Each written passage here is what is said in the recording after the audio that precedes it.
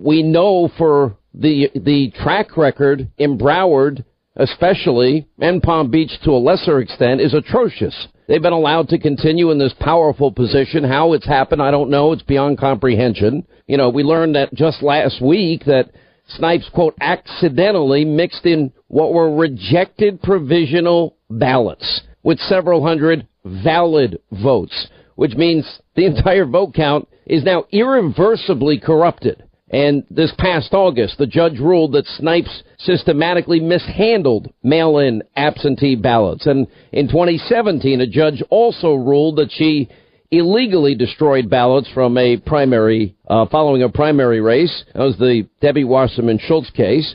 And we have Broward County election results were posted online in 2016 before the polls had even closed. And you go back to 2012, 1,000 uncounted absentee ballots mysteriously discovered in Broward County a week after the election.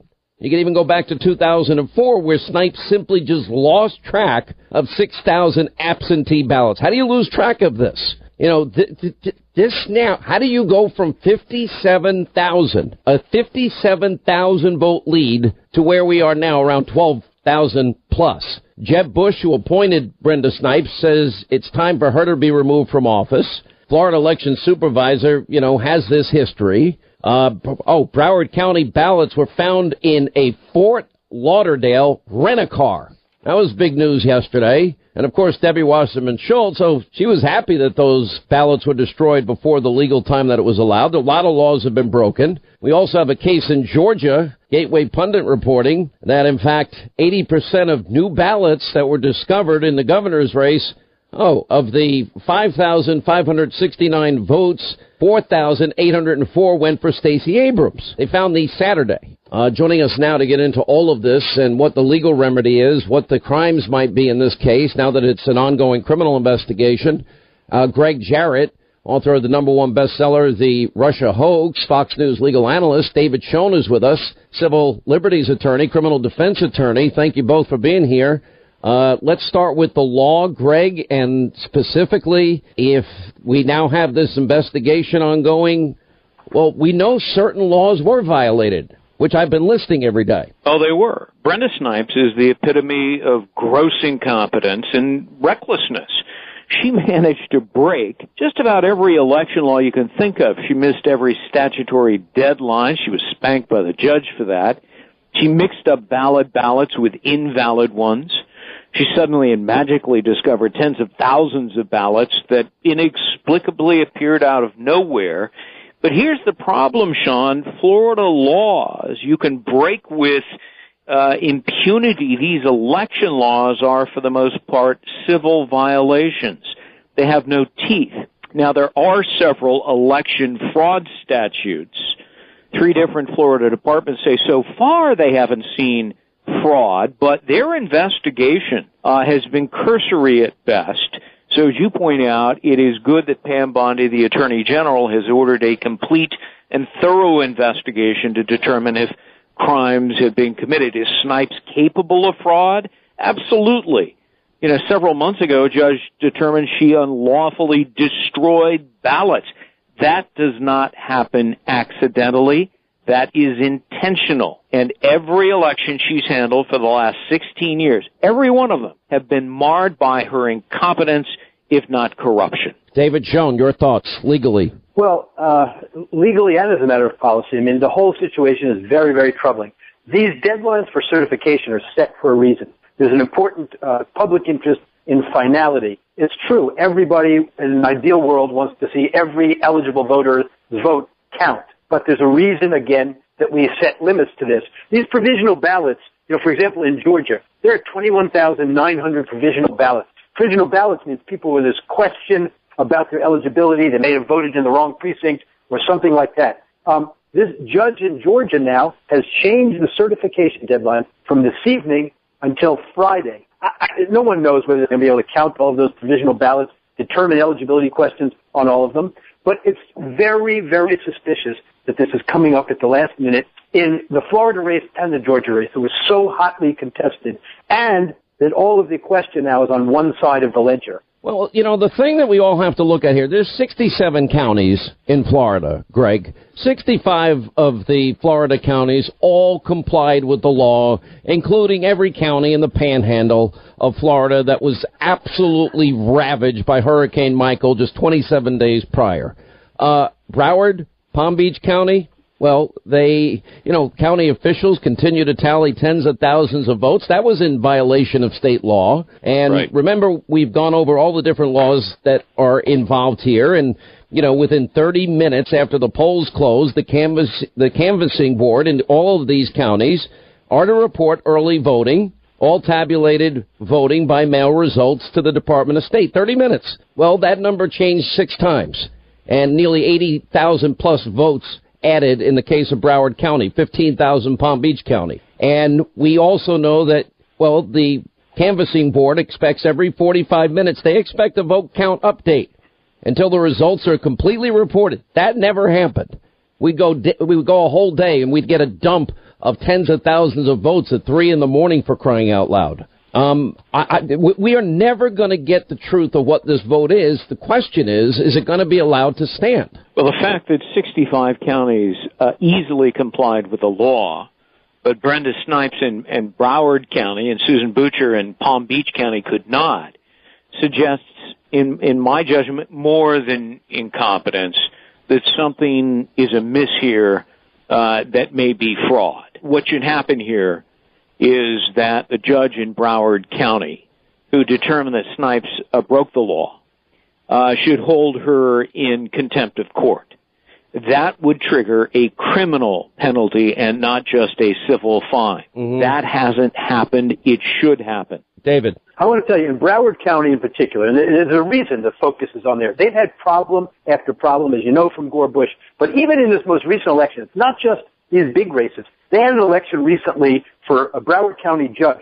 When everyone went to sleep, that judge had lost. He's the incumbent, very controversial guy put in office by the union. By the next morning, they somehow found, in their words, 700 votes, and he won the election. You talk about the fox guarding the hen house. These are the local judges now who are going to be called on about certification questions and things like that. There's something rotten there.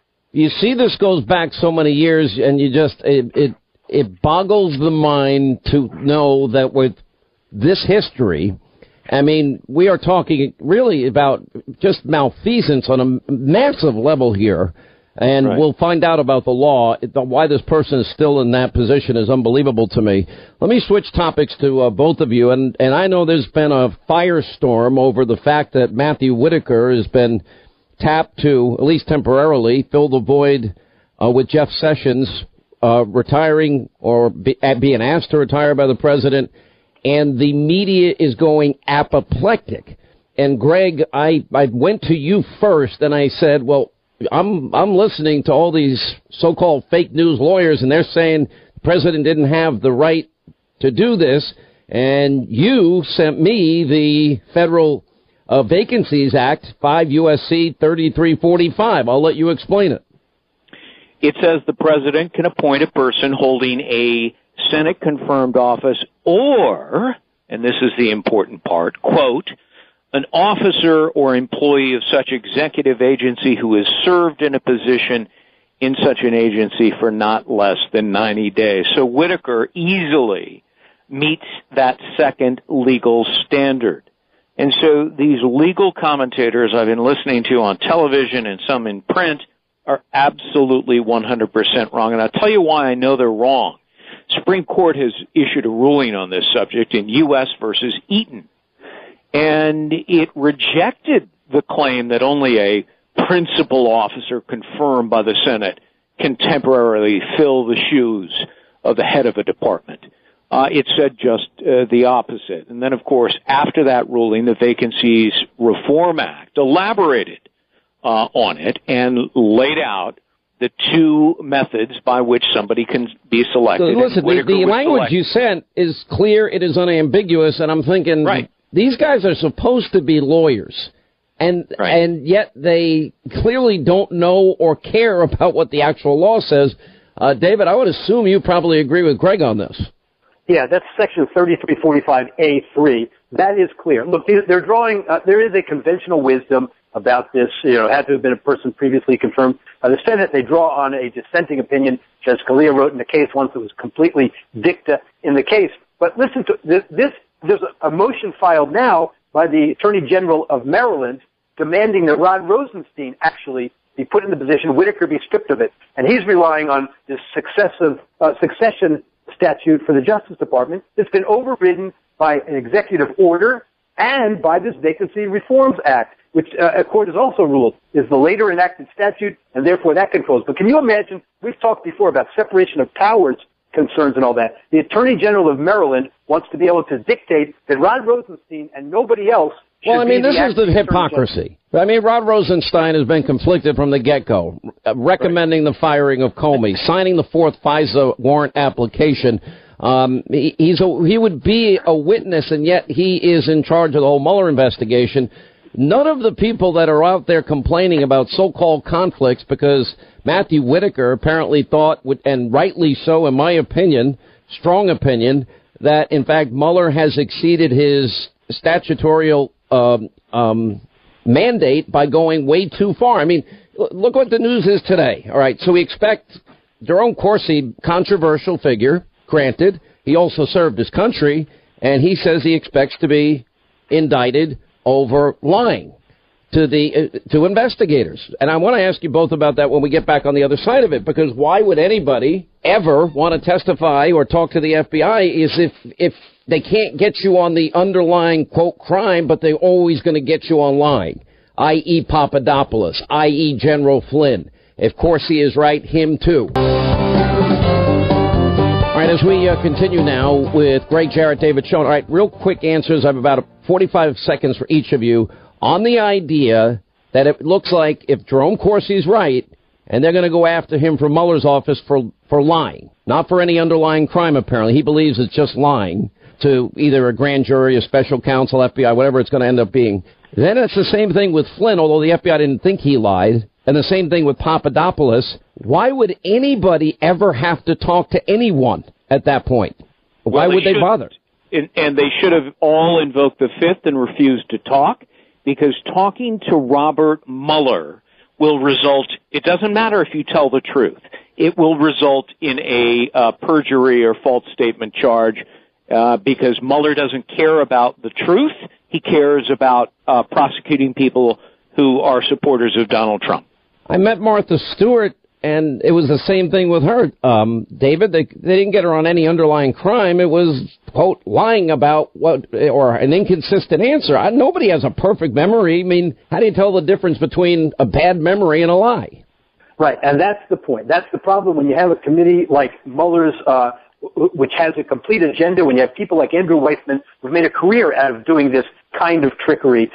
You'd be crazy to go in there. And remember, under the special counsel regulation, they determine whether someone's obstructing their investigation or lying to them. Mueller and Weissman are the arbiters of the truth. One last thing I want to say, the irony of this whole conversation about Whitaker, whether he had to have been confirmed, is that there's the same legitimate argument. There's a legitimate argument about Mueller, that his appointment exceeded the appointments clause, and triggered the appointments clause, and he should have had to have been confirmed by Senate because of the broad powers he's been given. All right, I got to thank you both.